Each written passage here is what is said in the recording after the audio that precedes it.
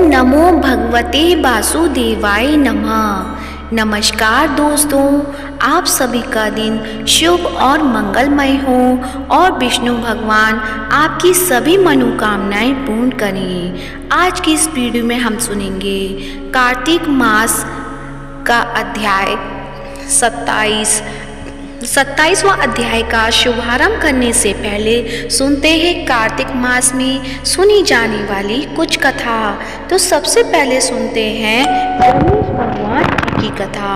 तो प्रेम से बोलिए गणेश महाराज की जय हो। एक अंधी बुढ़िया माई के बेटा बहू थे। वे लोग बहुत गरीब थे। बुढ़िया माई रोज गणेश जी की पूजा करती थी।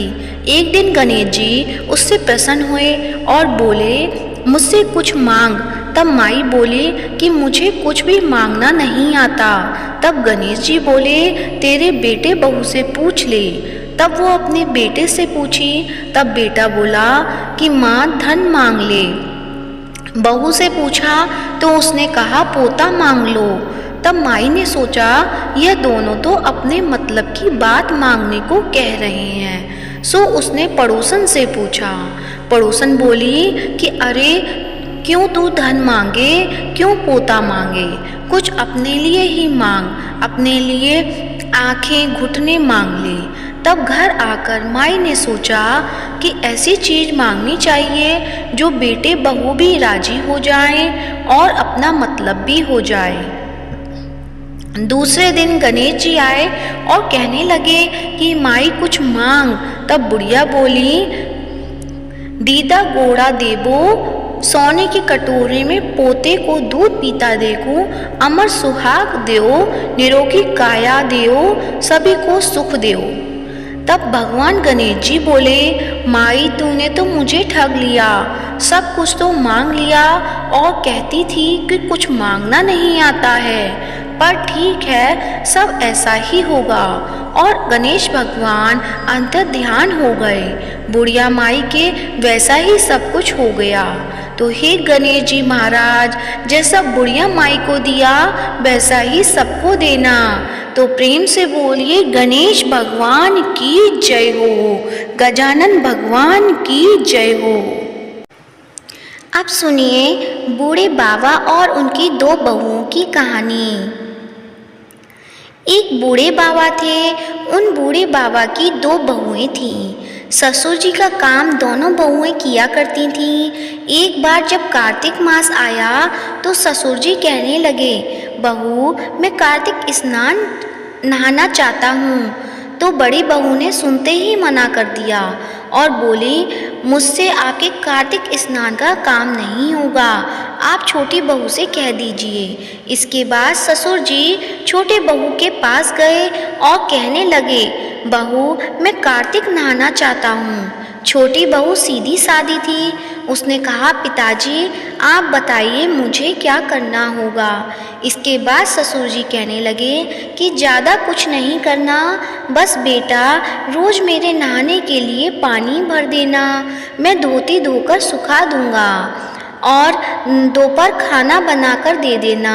अब छोटी बहू रोज़ सुबह 4 बजे उठकर कुएं से पानी भरकर ला देती, जिससे ससुर जी स्नान कर लेते थे। उनकी धोती धोकर सुखा देती और दोपहर में ससुर जी को गर्म गर्म रोटी बनाकर खिला देती। जब छोटी बहू ससुर जी की धोती धोकर सुखाती तो उसमें से गिरने वाली पानी की बूंदें वहाँ मोती के रूप में इकट्ठी हो जाती थीं। पर छोटी बहू इतनी नादान थी कि वो समझ ही नहीं पाती थी और रोज़ सुबह झाड़ू लगाकर आंगन में एक तरफ मोतियों का ढेर इकट्ठा कर दिया करती थी। और इसी तरह से एक मास निकल गया और कार्तिक मास समाप्त होने को आया तो ससुर जी ने कहा, मैं कार्तिक समाप्त होने से पहले 2-4 ब्राह्मणों को भोजन कराना चाहता हूँ। छोटी बहू बोली, पिताजी मैं खाना बना दूंगी और फिर आपको खेत से बुला लूँगी। बहू खाना बनाकर ससुर जी को खेत से बुलवाने जाती है और कहती है, पिताजी मैंने खाना बना दिया है, आप घर चलकर ब्राह्मणों को खाना खिला दें और मैं खेत की रखवाली कर लेती हूँ। यह सुनकर पिताजी घर चले जाते हैं। अब छोटी बहू सोचती है कि कार्तिक के महीने में ब्राह्मणों को तो खाना खिला रहे हैं और खेत में से इन बेचारी चिड़ियों को उड़ा रहे हैं। राम जी की चिड़िया, राम जी का खेत, और ऐसा सोचकर वो चिड़ियों को दाना खाने देती है और चादर तान कर सो जाती है। जब चिड़िया ये दाना चुग रही होती हैं तो जो दाने जमीन पर गिरते हैं सो सब हीरे मोती बन जाते हैं। धीरे धीरे उनका पूरा खेत हीरे मोतियों से जगमगाने लगता है। उस खेत के पास ही बड़े भाई का खेत था। वो भी देखता है कि छोटे भाई का खेत हीरे मोतियों से जगमगा रहा है। बड़े बेटे से रहा नहीं जाता। वो अपने पिताजी से पूछता है कि इसका क्या कारण है। पिताजी कहते हैं, बेटा हम पर तो कार्तिक महाराज की कृपा हुई है। बड़ा भाई जाकर अपनी पत्नी को सारी बात बताता है। उसकी पत्नी के मन में लालच आ जाता है। वो मन ही मन सोचती है कि ससुर जी ने तो पहले मुझसे कहा था, मैंने क्यों मना कर दिया।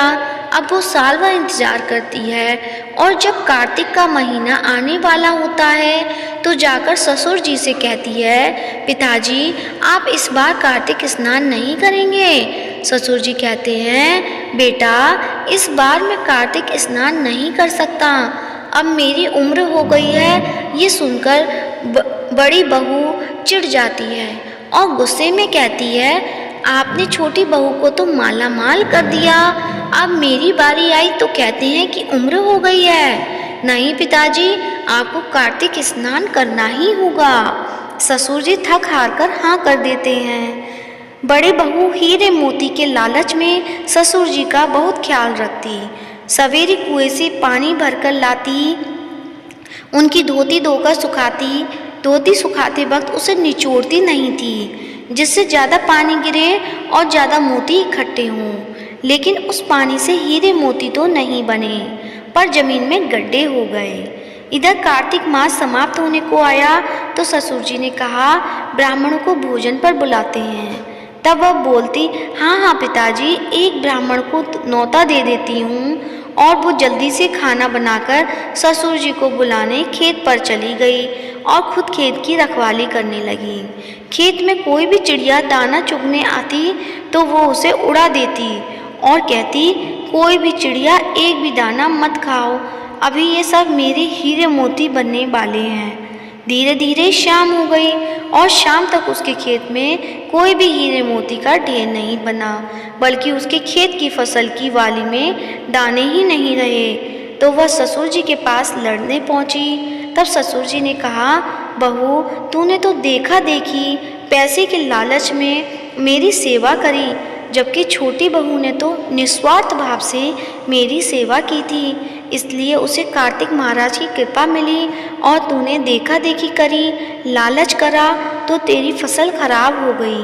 हे कार्तिक महाराज, जैसे आपने छोटी बहू पर कृपा करी वैसे ही सब पर करना, और जैसे बड़ी बहू पर करी वैसी किसी पर मत करना।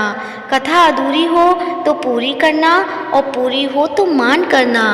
तो प्रेम से बोलिए कार्तिक महाराज की जय हो।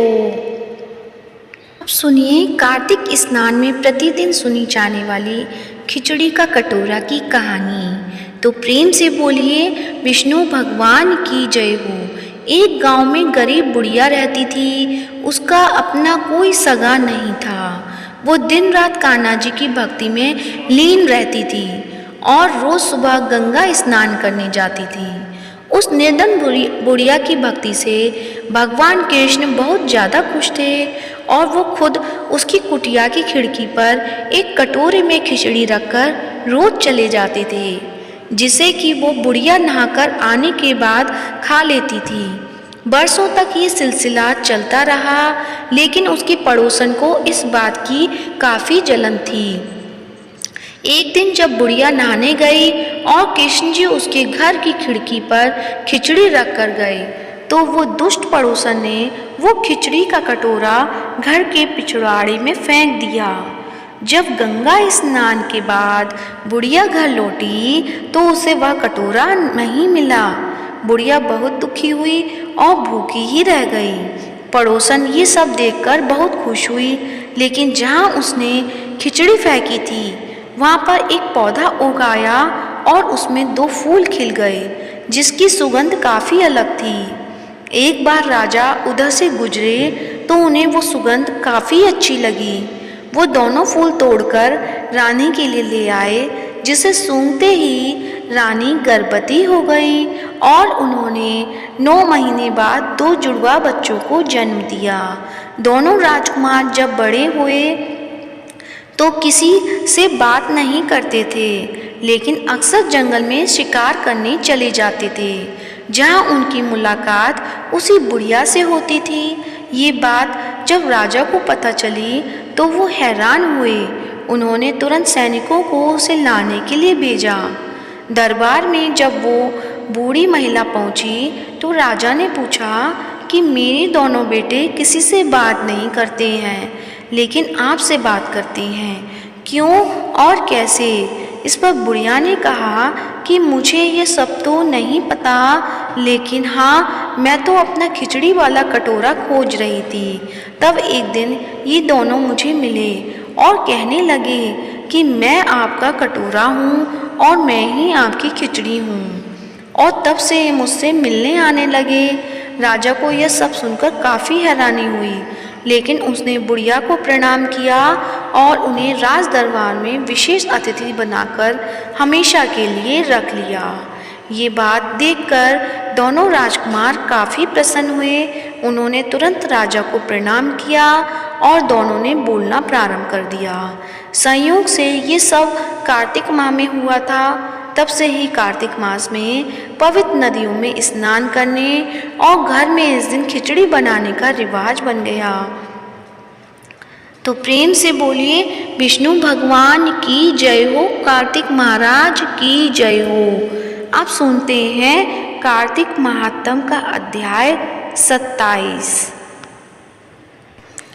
कृष्ण नाम का आसरा, कृष्ण नाम का ध्यान। 27वां अध्याय अब लिखने लगा महान। पार्षदों ने कहा कि एक दिन की बात है, विष्णुदास ने नित्य कर्म करने के पश्चात भोजन तैयार किया, किंतु कोई छिपकर उसे चुरा ले गया। विष्णुदास ने देखा भोजन नहीं है, परंतु उन्होंने दोबारा भोजन नहीं बनाया, क्योंकि ऐसा करने पर सायंकाल की पूजा के लिए उन्हें अवकाश नहीं मिलता, अतः प्रतिदिन के नियम का भंग हो जाने का भय था। दूसरे दिन पुनः उसी समय भोजन बनाकर वे ज्यों ही भगवान विष्णु को भोग अर्पण करने के लिए गए, त्यों ही किसी ने आकर फिर सारा भोजन हड़प लिया। इस प्रकार 7 दिनों तक लगातार कोई उनका भोजन चुरा कर ले जाता रहा। इससे विष्णुदास को बड़ा विस्मय हुआ। वे मन ही मन इस प्रकार विचार करने लगे, अहो, कौन प्रतिदिन आकर मेरी रसोई चुरा ले जाता है? यदि दोबारा रसोई बनाकर भोजन करता हूँ तो सायंकाल की पूजा छूट जाती है। यदि रसोई बनाकर तुरंत ही भोजन कर लेना उचित तो मुझे यह ना होगा, क्योंकि भगवान विष्णु को सब कुछ अर्पण किए बिना कोई भी वैष्णव भोजन नहीं कर सकता। आज उपवास करते मुझे 7 दिन हो गए। इस प्रकार मैं व्रत में कब तक स्थिर रह सकता हूँ? अच्छा, आज मैं रसोई की भली भांति रक्षा करूँगा। ऐसा निश्चय करके भोजन बनाने के पश्चात वे वहीं कहीं छिपकर खड़े हो गए। इतने में ही उन्हें एक चांडाल दिखाई दिया, जो रसोई का अन्न हरकर जाने के लिए तैयार खड़ा था। भूख के मारे उसका सारा शरीर दुर्बल हो गया था। मुख पर दीनता छा रही थी। शरीर में हाड़ और चाम के सिवा कुछ शेष नहीं बचा था। उसे देखकर श्रेष्ठ ब्राह्मण विष्णुदास का हृदय करुणा से भर आया। उन्होंने भोजन चुराने वाले चांडाल की ओर देखकर कहा, भैया जरा ठहरो ठहरो, क्यों रूखा सूखा खाते हो? यह घी तो ले लो। इस प्रकार कहते हुए विप्रवर विष्णुदास को आते देखकर बच चांडाल भय के मारे बड़े बेग से भागा और कुछ ही दूरी पर मूर्छित होकर गिर पड़ा। चांडाल को भयभीत और मूर्छित देखकर दुष्श्रेष्ठ विष्णुदास बड़े बेग से उसके समीप आए और दयावश अपने वस्त्र के छोर से उसको हवा करने लगे। तदंतर जब वह उठकर खड़ा हुआ तब विष्णुदास ने देखा कि वह चांडाल नहीं है, बल्कि साक्षात नारायण ही शंख चक्र और गदा धारण किए सामने उपस्थित हैं। अपने प्रभु को प्रत्यक्ष देखकर विष्णुदास सात्विक भावों के वशीभूत हो गए। वे स्तुति और नमस्कार करने में भी समर्थ न हो सके। तब भगवान ने सात्विक व्रत का पालन करने वाले अपने भक्त विष्णुदास को छाती से लगा लिया और उन्हें अपनी जैसा रूप देकर वैकुंठ धाम को चले गए। उस समय यज्ञ में दीक्षित हुए राजा चोल ने देखा विष्णुदास एक श्रेष्ठ विमान पर बैठकर भगवान विष्णु के समीप जा रहे हैं।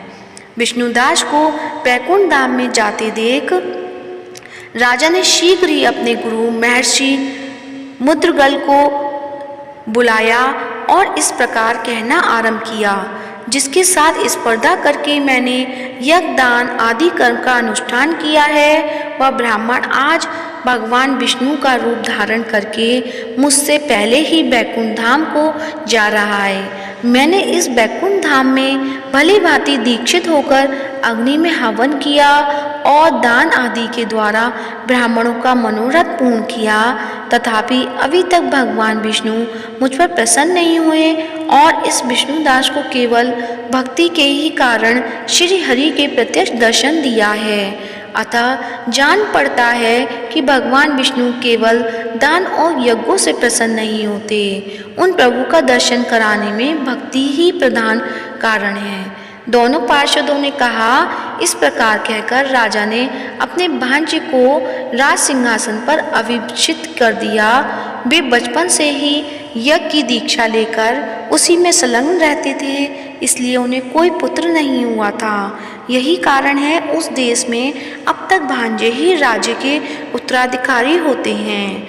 भांजे को राज्य देकर राजा यज्ञशाला में गए और यज्ञ कुंड के सामने खड़े होकर भगवान विष्णु को संबोधित करते हुए 3 बार उच्च स्वर से निम्नांकित वचन बोले। भगवान विष्णु, आप मुझे मन, वाणी, शरीर और क्रिया द्वारा होने वाली अविचल भक्ति प्रदान कीजिए।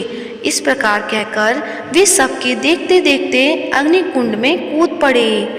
बस उसी क्षण भक्त वत्सल भगवान विष्णु अग्निकुंड में प्रकट हो गए।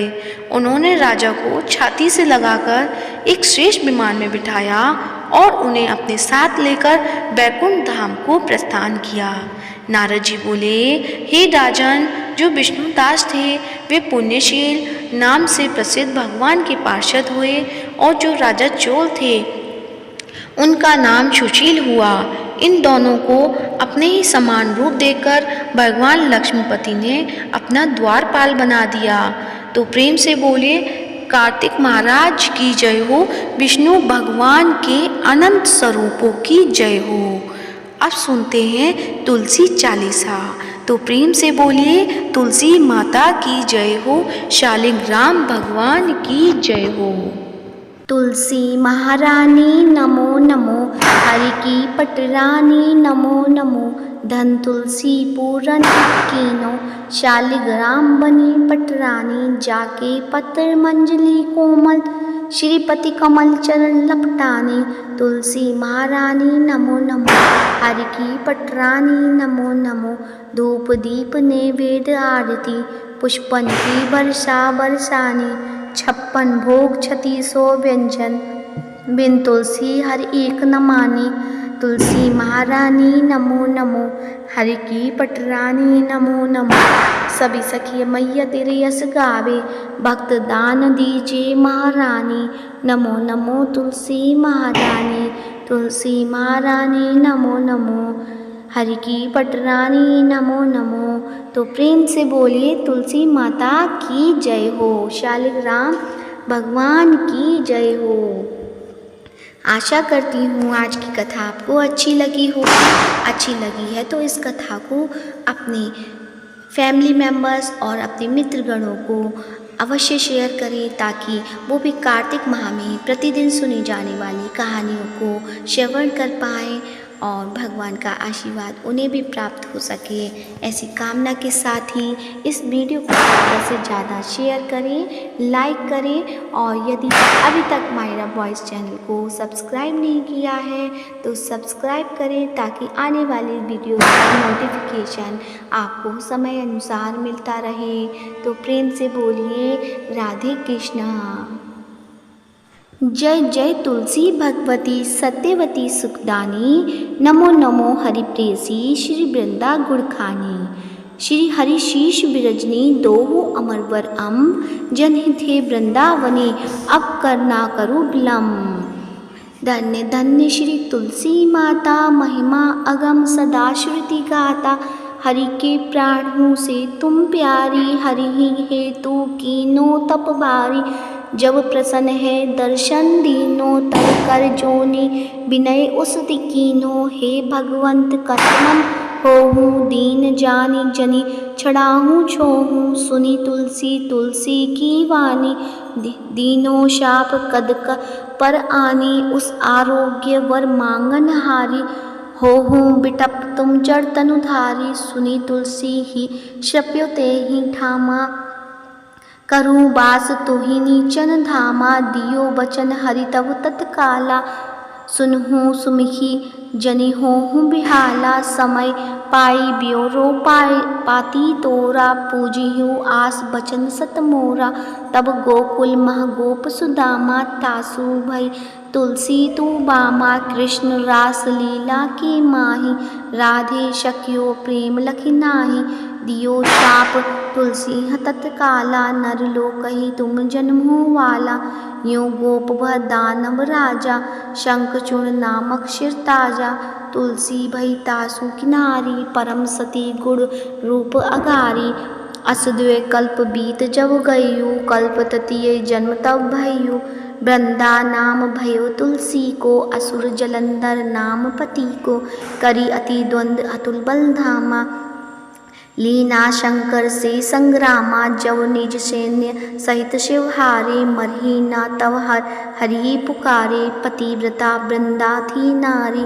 को न सके पति सहारी, तब जलंधर ही भेष बनाई। वृंदा ठिग हरि पचियो जाई, शिवहित लही करी कपट प्रसंगा। कियो सतत धर्म तो ही भंगा, भयो जलंधर कर संहारा।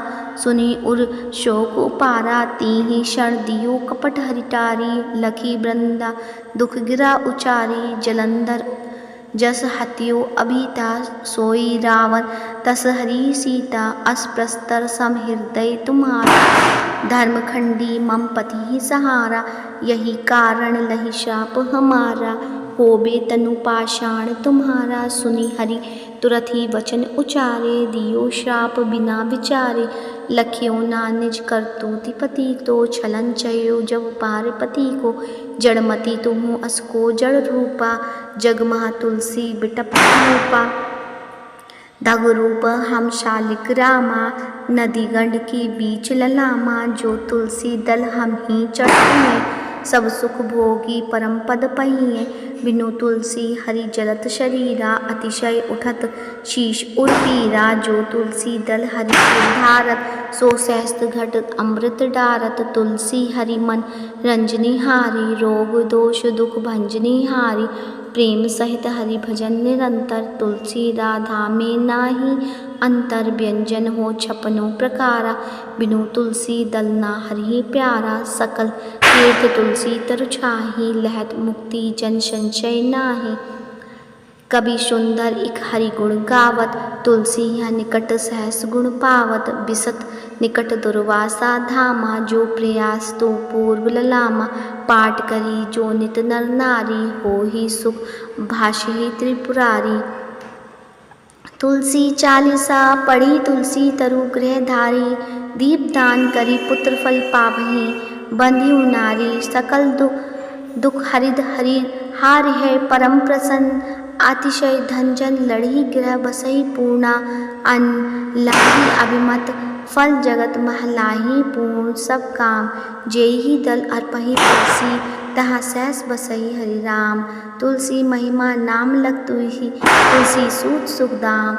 मानस 40 रचियो जग महा तुलसीदास। तो प्रेम से बोलिए तुलसी माता की जय हो। अब सुनते हैं तुलसी माता की आरती। तो आइए प्रिय भक्तजनों, सब मिलकर करते हैं तुलसी माता की आरती।